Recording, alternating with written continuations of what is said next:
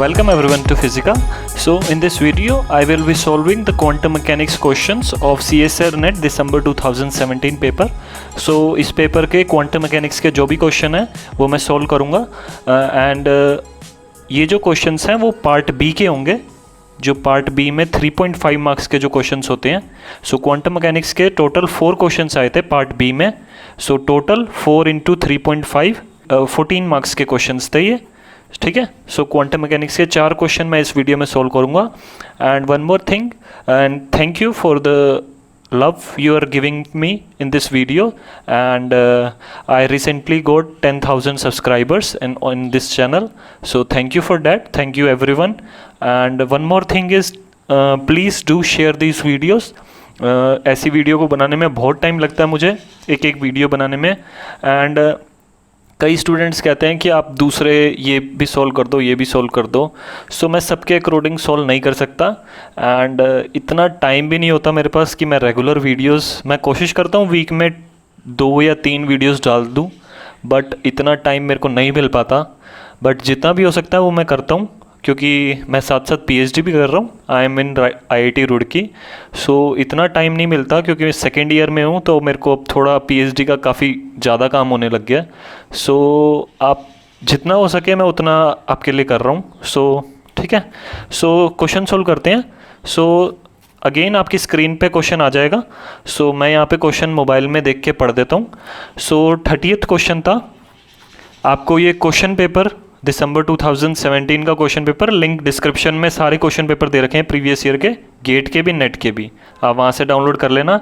ये part B का है क्वेश्चन और सेट जो था सेट ए का है. ठीक है.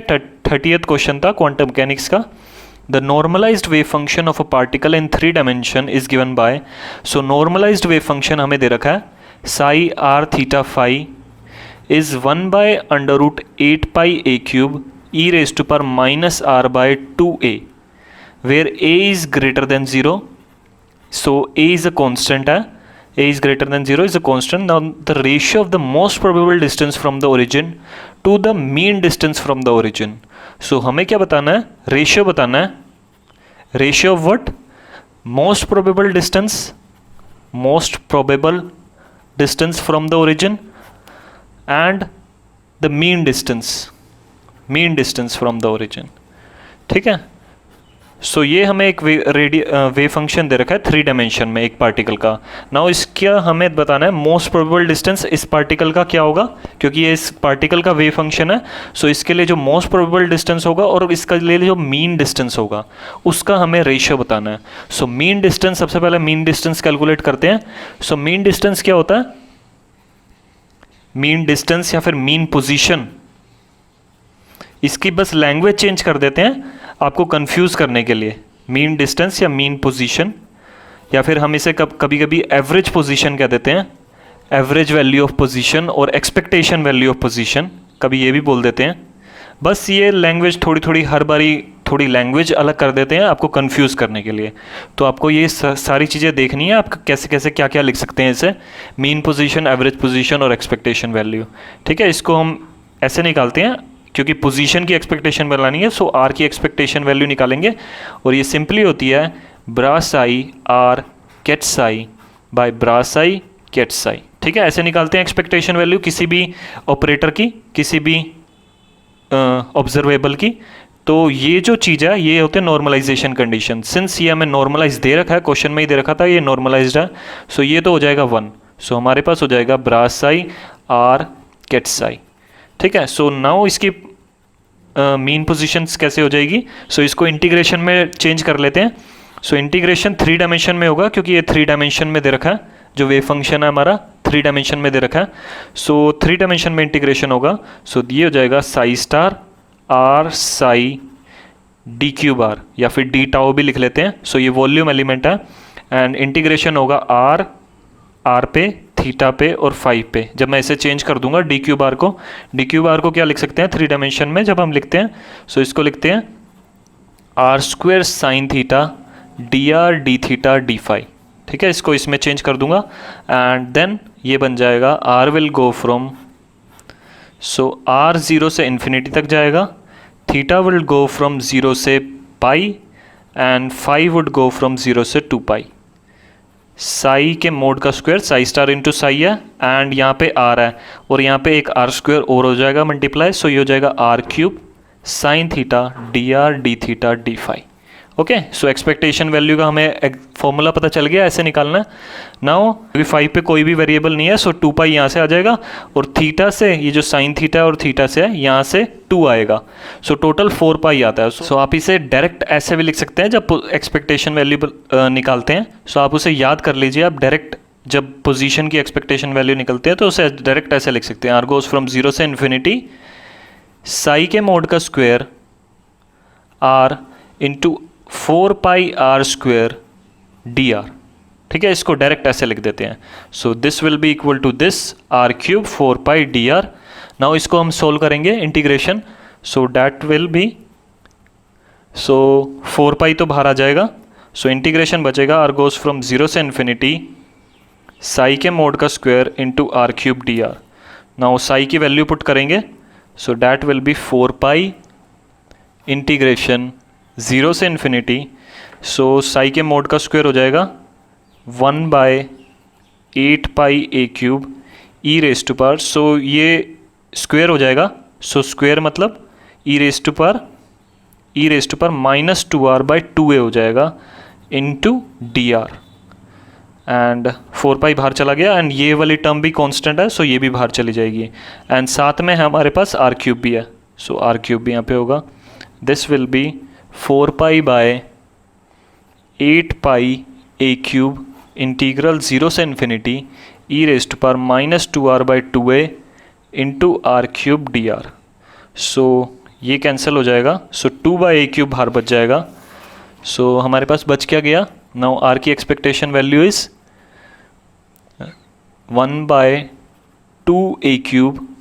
ठीक है, यहाँ पे 2 नीचे होगा, सो 1/2a क्यूब इंटीग्रेशन 0 से आर गोज फ्रॉम 0 से infinity and e raise to power -r/a है, 2 कैंसिल हो जाएगा, -r/a into are cube D R.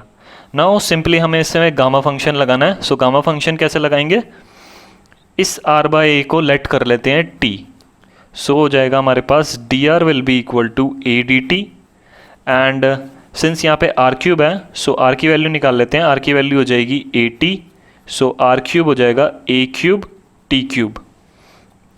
Okay, यहाँ तक हो गया। देन आर की एक्सपेक्टेशन वैल्यू हो गई 1/2a क्यूब, एंड यहाँ पे पुट करेंगे, यहाँ पे अब वेरिएबल चेंज हो जाएगा, t में हो जाएगा, सो t गोज फ्रॉम 0 से infinity E raise to power -t हो जाएगा, r/a को t ले लिया, एंड आर क्यूब हो जाएगा a cube t cube, and ये हो जाएगा dr को लिखेंगे a dt, सो a एक और आ जाएगा एंड dt।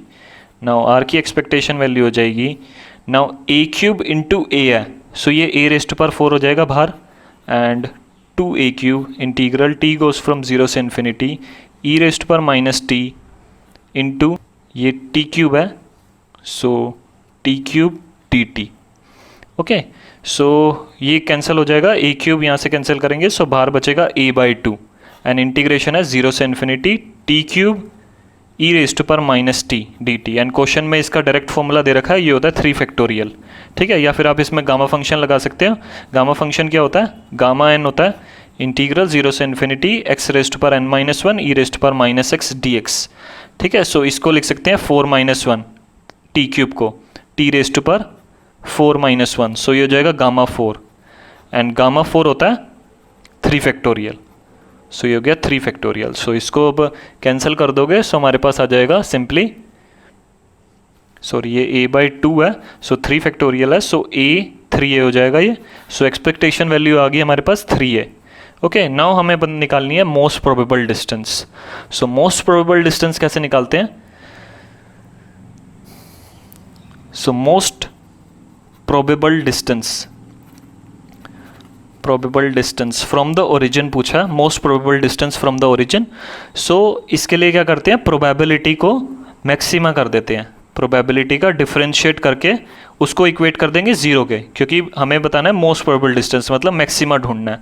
सो जो रेडियल प्रोबेबिलिटी डेंसिटी है उसका हम डिफरेंशिएट करेंगे एंड देन उसे इक्वेट कर देंगे ज़ीरो के इक्वल, तो हमें मैक्सिमम प्रोबेबिलिटी मिल जाएगी। ठीक है, RMP कहते हैं most probable distance. So radial probability density सबसे पहले देखते हैं कैसे लिखते हैं। सो रेडियल प्रोबेबिलिटी डेंसिटी होती है PR, इसे कहते हैं radial probability density. Okay, PR, and ये होता है PR होता है RNL का मोड का स्क्वायर इंटू R स्क्वायर, मतलब radial part square into R square. So ये कहाँ से आता है, क्योंकि जो रेडियल प्रोबेबिलिटी है वो भी, क्योंकि जो एक्सपेक्टेशन पूरी जो नॉर्मलाइजेशन कंडीशन है रेडियल की वो होती है ज़ीरो के इक्वल, वो होती है 1 के इक्वल जो पूरी नॉर्मलाइजेशन कंडीशन है। सो R गोज़ फ्रॉम ज़ीरो से इन्फिनिटी, जो PR DR करते हैं डैट वो होता है 1 के equal. So R goes from zero से इन्फिनिटी, PR क्या होता है RNL का मोड का square into R square DR equal to zero. So ये जो टर्म है ये होती है पूरी प्रोबेबिलिटी डेंसिटी। ठीक है, रेडियल प्रोबेबिलिटी डेंसिटी। सो इसकी नॉर्मलाइजेशन कंडीशन है ये रेडियल प्रोबेबिलिटी डेंसिटी। सो ये RNL इंटू R स्क्वायर के इक्वल होता है। एंड यहाँ पे हम अगर सोल्व करेंगे सो दिस विल बी साई के मोड का स्क्वायर इंटू R स्क्वायर, क्योंकि हमें पूरा जो वेव फंक्शन दे रखा है वो रेडियली वेव फंक्शन दे रखा है। सो ये पूरा हो जाएगा साई का मोड का square into R square, and that will be, so PR हमारे पास हो जाएगा 1/8 पाई, सो साई के मोड का स्क्वायर कर रहा हूँ 1/8 पाई A³ हो जाएगा, and e raise to power minus R/A हो जाएगा इंटू R स्क्वायर। सो ये अगर हमारे पास आ गई रेडियल प्रोबेबिलिटी डेंसिटी। नाउ हमें क्या करना है, इसका सिंपली डिफरेंशिएट कर देना है, dP/dr कर देना है at R equal to R most probable, equate it to zero. So हमें पता चल जाएगा कि इसका मैक्सिमा कहाँ पे है और द मोस्ट प्रोबेबल डिस्टेंस पता चल जाएगा। सो इसको इक्वेट करते हैं सिंपली। सो 1/8 पाई A³ तो कांस्टेंट है, ये बाहर रहेगा। नाउ इसका डिफरेंशिएट करेंगे, सो U इंटू वी का फॉर्मूला लगाएंगे डिफरेंशिएशन में सिंपली। सो ये फर्स्ट ऐसे का ऐसे ही, then 2R plus e raise to power minus R/A into minus 1/A into हो जाएगा R square, that will be equal to zero, and यहाँ से हम कॉमन ले लेते हैं e raise to power. So ये टर्म तो पूरी इक्वेट को के ज़ीरो हो जाएगी। Now e raise to power minus R/A को मैंने कॉमन लिया, एंड ये बच गया 2R minus R square by A equal to zero. Okay, यहाँ पे हो गया। So this can not be equal to zero, so ये टर्म मतलब ज़ीरो के इक्वल होगी। So 2R will be equal to R square by A। So क्या ये टर्म है ये इक्वल टू ज़ीरो कर रहा हूँ। So 2R will be equal to R square by A। So यहाँ से ये कैंसिल हो जाएगा एंड R हमारे पास आ जाएगा 2A। सो ये जो आ रहा है ये है most probable distance, R equal to 2A।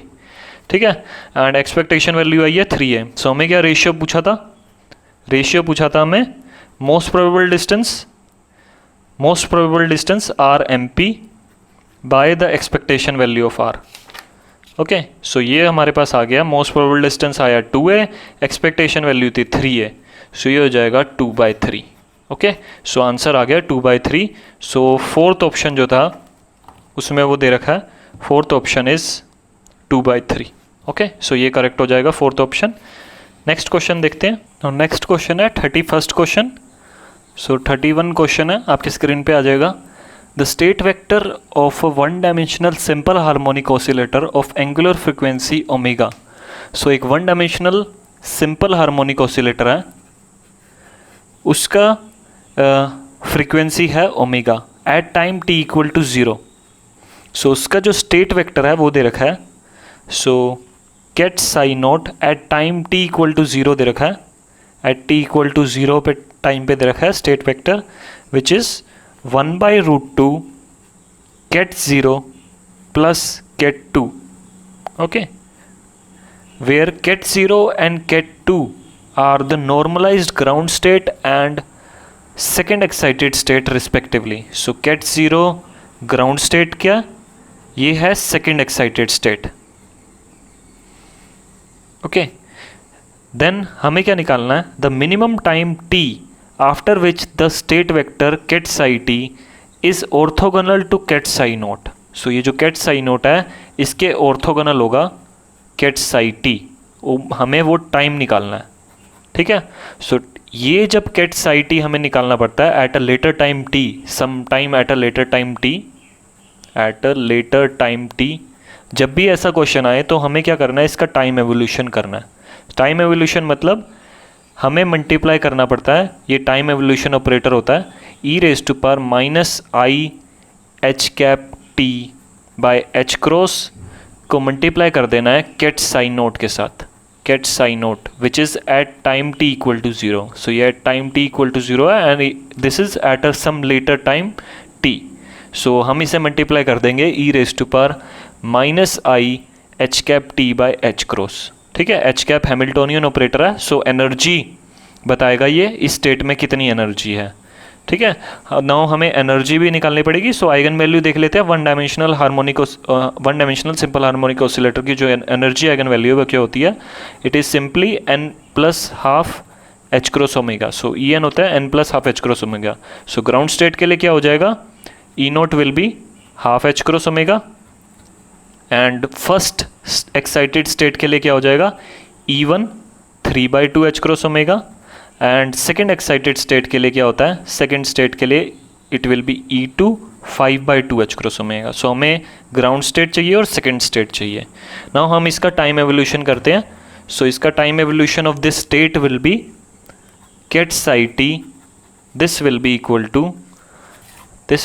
To 1/√2। Now इसको मल्टीप्लाई करेंगे, सो दोनों को मल्टीप्लाई करेंगे, so E raise to power ये मल्टीप्लाई होगा E raise to power minus I, so H cap की जगह हो जाएगा क्योंकि ये कैट ज़ीरो है, सो हैमिल्टोनियन जब इस पे ऑपरेट करेगा so that will be E naught, ground state energy दे देगा E naught T by H cross into ket zero plus then second state पे, सो सेकेंड स्टेट पे जब ऑपरेट करेगा E raise to power I, so Hamiltonian हो जाएगा E one energy होगी, sorry E two second excited state की by H cross into ket two. So this will be 1/√2। Now हमें ई note और ई to मैंने निकाल लिए हैं। सो ई नोट है हाफ एच क्रॉस ओमेगा, ये है 5/2 H cross omega. So simply इसमें पुट कर देते हैं। सो ये हो जाएगा ई raise to power minus I, so E naught की जगह half H cross omega put करेंगे, सो एच क्रॉस तो कैंसिल हो जाएगा एंड बच जाएगा हमारे पास आई ओमेगा टी बाई 2। ठीक है, so I half omega T बच गया प्लस इधर बच जाएगा ई raise to power minus I 5 omega T by 2 into ket 2। So ये सेकेंड स्टेट, ये ग्राउंड स्टेट।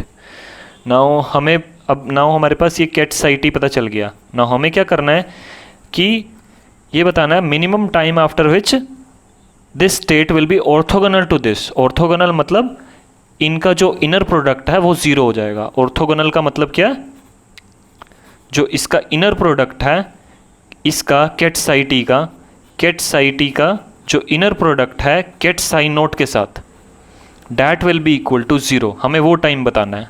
सो ये टाइम बताना है जब ये कंडीशन सेटिस्फाई होगी। सो यहाँ से हमें टी की वैल्यू पता चलेगी कितने टाइम में ये ज़ीरो होगा।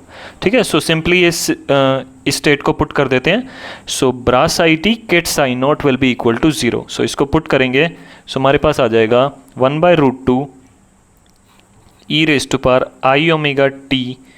नाउ इसका हमें ब्रा करना है क्योंकि कैट साई टी है। नाउ ये कैट है, सो इसको ब्रा करेंगे, सो आई कॉम्प्लेक्स कॉन्जुगेट हो जाएगा इसका, so i omega T by 2 हो जाएगा into bra psi naught. So ये ब्रा साई नोट हो जाएगा, bra psi zero sorry, plus इसका भी कॉम्प्लेक्स कॉन्जुगेट हो जाएगा, so E raise to power i 5 omega T by 2 into bra psi 2 and into ket psi naught. Ket psi naught हमें दे ही रखा है, जो क्वेश्चन में दे रखा है 1/√2 कैट 0 प्लस कैट 2 एंड ये कंडीशन है 0 के इक्वल। सो सिंपली इसको मल्टीप्लाई कर देते हैं। सो 1/√2 तो हाफ हो जाएगा एंड ये सारे बारी बारी से मल्टीप्लाई होंगे, फर्स्ट इसके साथ देन इसके साथ। सो 4 टर्म्स आएंगी, सो वो सारी देखते हैं। सो सबसे पहले ये टर्म इसके साथ मल्टीप्लाई होगी, सो हमें मिलेगा e raise to power I omega T by 2 ब्रास साई 0 कैट साई 0। ठीक है, एंड ये नॉर्मलाइज स्टेट्स हैं, these are normalise ground state and second excited state. जो क्वेश्चन में दे रखा है ये नॉर्मलाइज्ड है, so this will be equal to 1 and then e raise to power I omega T by 2। Now इसका जो ब्रा ज़ीरो है, नाउ ये मल्टीप्लाई होगा कैट 2 के साथ।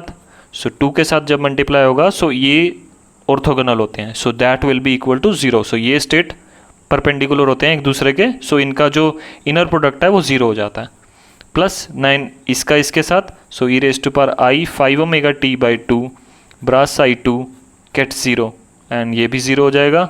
एंड जो लास्ट टर्म है ई raise to power i 5 omega T by 2 ब्रा 2 ket 0, bra 2 ket 2, and this will be equal to 0 whole term, and ये भी 1 के इक्वल होगा। ब्रा 2 कैट 2 ये नॉर्मलाइज्ड है, सो हमारे पास बच जाएगा half of.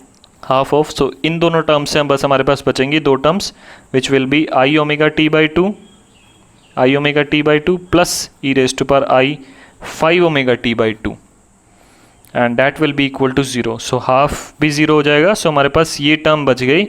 This both terms are equal to 0। Now इसको कैसे सोल्व करेंगे? सो इसको लिख सकते हैं e raise to power 5 omega T by 2 that will be equal to minus of e raise to power I omega T by 2। So इसको क्या करता हूँ मैं, डिवाइड में दे देता हूँ, ठीक है। इसको नीचे ले जाते हैं, डिवाइड कर देते हैं इसके साथ। सो ऊपर जाके ये पावर में सब्ट्रैक्ट हो जाएगा, ई raise to power 5 omega T by 2 minus of i omega T by 2। So बच क्या जाएगा हमारे पास, e raise to power i 4 omega T by 2 that will be equal to, और यहाँ पे क्या बचेगा -1 ही, और इसको क्या लिख सकते हैं, e raise to power i 2 omega t that will be equal to -1, और -1 को क्या लिख सकते हैं, ई रेज टू पावर 0 तो 1 होता है, ई raise to power i pi by 2। So Euler's formula use कर सकते हैं। सो इसको क्या लिखते हैं, e raise to power i theta को, ई रेज टू पावर जो आई थीटा होता है उसको हम लिख सकते हैं cos theta plus i sine theta. So वही यूज़ करके मैं सोल्व कर रहा हूँ। So E raise to power i pi by 2 होता है i, and e raise to power i pi होता है दिस, ये होता है -1। सो हमें यही करना है, -1 की जगह लिख देना है ई raise to power i pi, ठीक है। मैं जनरलाइज नहीं लिख रहा, वरना e raise to power i n pi हो जाता अगर जनरलाइज्ड फॉर्मूला लिखूंगा।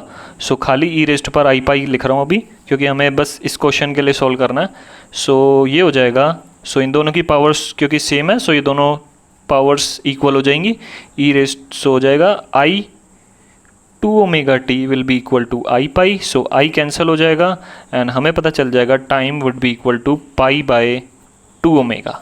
सो टी आ गया पाई बाय 2 ओमेगा। सो यही हमें निकालना था क्वेश्चन में, एंड ये देखो ऑप्शन दे रखा है। सो ऑप्शन हो जाएगा, first option is correct, time is pi by 2 omega. Okay, next question देखते हैं। नेक्स्ट क्वेश्चन है 32 question. So this question is the normalised wave function in momentum space of a particle in one dimension is, so momentum space में हमें ये wave function दे रखा है, normalized wave function है। so this is alpha by p square plus beta square, and alpha and beta constants है। uncertainty delta x बतानी है in its position, so uncertainty delta x निकालनी है position में। so uncertainty क्या होता है, it is simply under root square uncertainty x square की एक्सपेक्टेशन वैल्यू माइनस एक्स की एक्सपेक्टेशन वैल्यू का स्क्वायर। सो ऐसे निकालते हैं अनसर्टेनिटी यूजुअली जो निकालते हैं, ठीक है।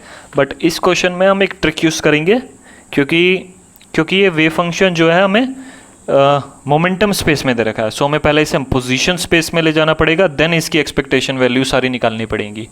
सो ये काफ़ी लेंदी हो जाएगा, क्योंकि इसको जब हम पोजीशन स्पेस में ले जाएंगे, इसका फोरियर ट्रांसफर करेंगे तो काफ़ी कॉम्प्लेक्स हो जाएगा। इस सारा जो पोजीशन स्पेस में आएगा बहुत कॉम्प्लेक्स हो जाएगा सोल्व करना। सो इसलिए हम क्या करेंगे, सिंपली डायमेंशन एनालिसिस यूज़ कर सकते हैं। सो आपको यही चेक करना है आपको एग्जाम में कि आप कैसे सोल्व करेंगे क्वेश्चन। सो डायमेंशन एनालिसिस यहाँ पे यूज़ करो, उससे क्या होगा हमें पता है अनसर्टेनिटी प्रिंसिपल से, uncertainty delta x into delta p is nearly equal to h cross होती है। सो डेल्टा एक्स क्या हो जाएगा, h cross by delta p. Now हमें अनसर्टेनिटी डेल्टा एक्स से निकालनी है। सो यहाँ से हम निकाल सकते हैं क्या होगी ये, this will be h cross by delta p. So जो मोमेंटम है यहाँ पे अगर डायमेंशन एनालिसिस यूज़ करेंगे, सो पी की जो डायमेंशन है वही बीटा की डायमेंशन होगी, क्योंकि alpha by p square plus beta square है। सो इन दोनों की डायमेंशन सेम होगी। So dimension of p will be equal to dimension of beta. ठीक है, पी है मोमेंटम है। सो मोमेंटम mv जो होता है उसकी डायमेंशन ही होगी बीटा की भी। सो यहाँ पे हम लिख सकते हैं this delta x will be equal to h cross by delta p की जगह हम लिख सकते हैं बीटा, क्योंकि सेम डायमेंशन का। सो एज्यूम कर लिया बीटा के इक्वल नहीं पुट करा हमने, डायमेंशन ले लिया एक्चुअली। ठीक है, सो हम डेल्टा एक्स की डायमेंशन निकाल रहे हैं। डायमेंशन क्या होगी, ठीक है। सो एच क्रॉस की dimension by dimension of delta p. So dimension of h cross by dimension of beta. ठीक है, सो ऐसे हमने ये डायमेंशन एनालिसिस से कर लिया। नाउ हम ऑप्शंस में देखेंगे तो हर जगह देखेंगे नीचे फर्स्ट ऑप्शन में है बीटा स्क्वायर। सो ये ऑप्शन तो नहीं हो सकता, ऊपर एच क्रॉस है, ठीक है, नीचे बीटा स्क्वायर है, खाली बीटा होना चाहिए क्योंकि डेल्टा पी आएगा खाली नीचे। यहाँ पे बीटा क्यूब है, यहाँ पे बीटा है, और यहाँ पे बीटा पहले अंडर रूट बीटा है फिर बीटा है। सो बीटा रेस्ट पर 3/2 हो जाएगा। सो थर्ड ऑप्शन जो है वो मोस्ट करेक्ट लग रहा है, that is H cross bye √2 beta, जो इसी फॉर्म का है। ऊपर आएगा dimension of H. So H की डायमेंशन आप वैसे निकाल सकते हैं, जो एनर्जी होती है एच क्रॉस ओमेगा होती है। सो एच क्रॉस की डायमेंशन होगी e by omega, that will be, e की होती है जूल, इसकी होती है पर सेकेंड। सो जूल सेकेंड हो जाएगी डायमेंशन एच क्रॉस की। ठीक है, सो ऊपर आ जाएगा जूल सेकेंड, और डायमेंशन ऑफ बीटा जो है वो मोमेंटम की डायमेंशन है। ठीक है, मोमेंटम की डायमेंशन लिख देना, जो mv की होती है वो कैलकुलेट करके लिख देना, और सो आप चेक करेंगे तो यही आ जाएगा। ठीक है, सो ये शॉर्टकट तरीका है, ऐसे आप सोल्व कर सकते हैं ऐसे क्वेश्चन। नाउ नेक्स्ट क्वेश्चन देखते हैं 33 जो है, late x denotes the position operator and p denotes the canonically conjugate momentum operator of a particle and the commutator बताना है। if the commutator this is 0, if so beta and gamma का relation बताना है अगर ये commutator 0 के equal है। सो commutator क्या, 1/2m p square plus beta x square comma p square by m plus gamma x square. So यहाँ पे इस कॉम्यूटेटर में 4 टर्म्स हैं। सो ऐसे में क्या होता है, कॉम्यूटेटर का मैंने पहले ही काफ़ी वीडियोस बना चुका हूँ। सो आप वो सारी वीडियोस देख लेंगे तो इजीली ये क्वेश्चन सोल्व कर लेंगे। मैंने वहाँ पे भी शायद ये क्वेश्चन सोल्व किया होगा। सो जब कॉम्यूटेटर लिखते हैं a, b plus c, so simply इसे कर देते हैं commutator of a, b plus commutator of a, c।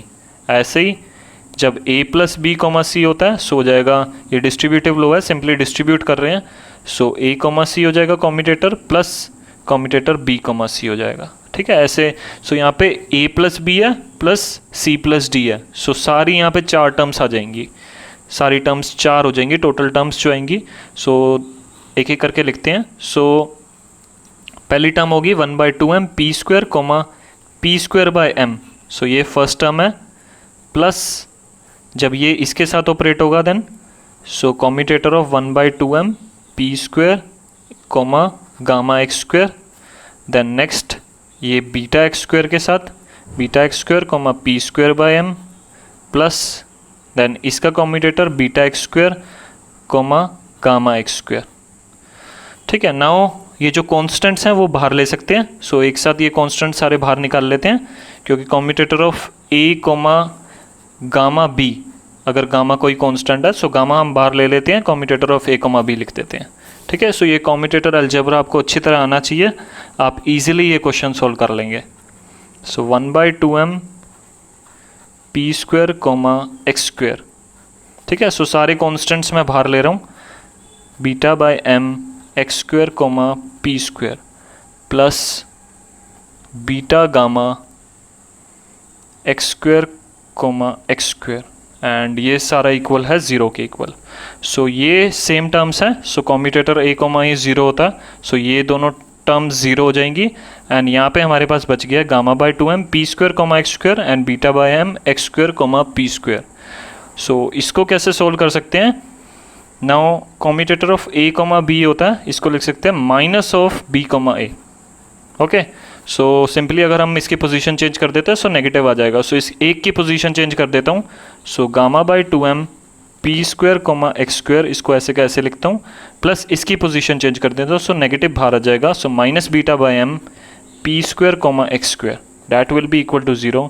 Now मैं कॉमन ले लेता हूँ, gamma by 2m minus beta by m common आ गया into p square comma x square का कॉम्यूटेटर है, that will be equal to 0।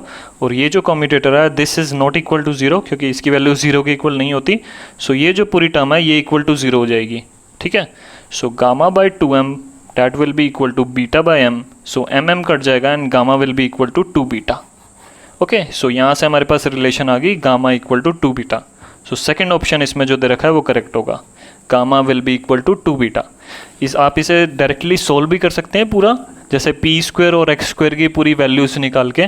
सो उसे कैसे सोल्व करेंगे, p square comma x square, so इसके लिए भी मैंने फॉर्मूला बता रखा है, जो commutator a square comma b का फॉर्मूला होता है, आप यहाँ पे n भी लगा सकते हो। सो मैं पहले n का बता देता हूँ। सो ए रेस टू पर n कॉमा बी का फॉर्मूला होता है, मैंने ये पहले वीडियो में बता चुका हूँ।